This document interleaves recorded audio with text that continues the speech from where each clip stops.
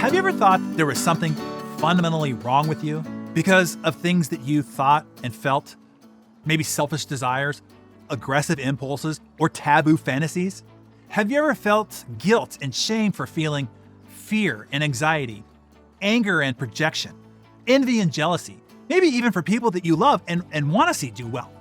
What most people don't realize, because people think it is just them, is that those are very natural and normal thoughts and feelings.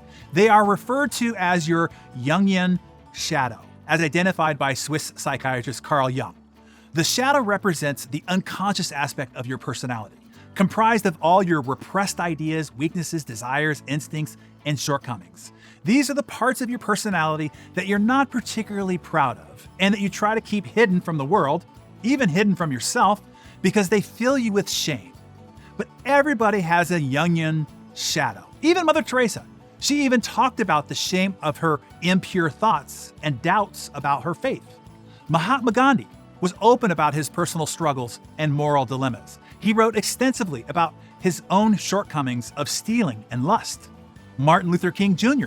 acknowledged in his writings that he faced moments of doubt and despair in his fight for civil rights.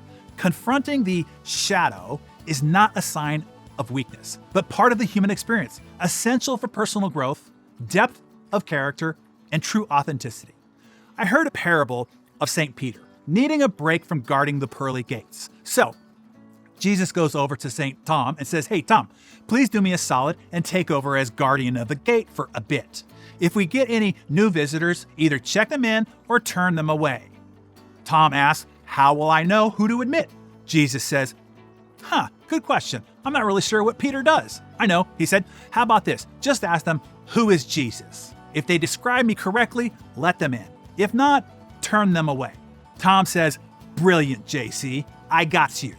So JC goes away for a few hours, I don't know, to play pickleball or something. Then he comes back and asks, "So, Tommy boy, how'd it go?" Tom says, "I think I really got this thing figured out." "Super," says Jesus. "Who did you see?" "Well," Tom says, "the first person I asked, 'Who's Jesus?' And she said, 'Jesus is love, Jesus is kind, Jesus is fair.'" And Jesus says, "What did you do with her?" Tom says, "Well, I sent her through." "Okay. Who else did you see?" asked Jesus. Tom says, "The next person I asked, 'Who's Jesus?' He says, 'Jesus is strong, Jesus is powerful.'" "And what did you do with him?" asked Jesus. "I sent him through," replied Tom. "Did you see anybody else?" Jesus asked. Tom says, "Well, yeah, but I don't want to tell you about the last person." Jesus looks at him squarely and says, "Thomas, tell me about that person." "Well, I asked him, 'Who is Jesus?' And the guy said, 'Jesus is vindictive. Jesus is mean. Jesus is cruel and petty.'" And Jesus asked, "Oh, and what did you do with him?" "Well, I sent him back, of course," replied Tom. And then Jesus looked at Tom with all his wisdom, all his warmth, and all his patience and said, "But Tom, that last person saw me exactly the way I am." But what he failed to see was my daily efforts to not be that way and my huge efforts to not act on any of that. And that is the lesson I'd like to impart to you here today.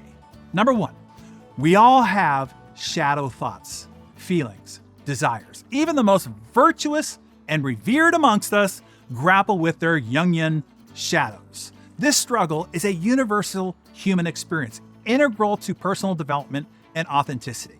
And number two, we don't have to resolve them. It doesn't matter what you think. It doesn't matter what you feel. It doesn't matter what you believe inside. What really matters is how you act.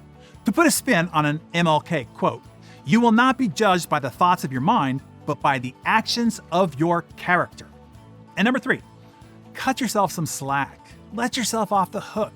You're not bad, broken, defected, demented, or deranged. What you are is human, and humans are constructed of both an incredible light of goodness and a shadowy dark side. You will never eliminate the shadows, and that should not even be your occupation. But what you can do is amplify your light of goodness so bright that it drives your shadowy dark side into the smallest corner possible. So never mind the dark. Work on intensifying and magnifying your light. I really do hope that this understanding brings you some solace validation, and comfort. And if you are so bold, after making yourself some notes in your Darren Daily journal about what we've discussed, I'd love to read your thoughts, comments, or reactions on what we talked about here today below.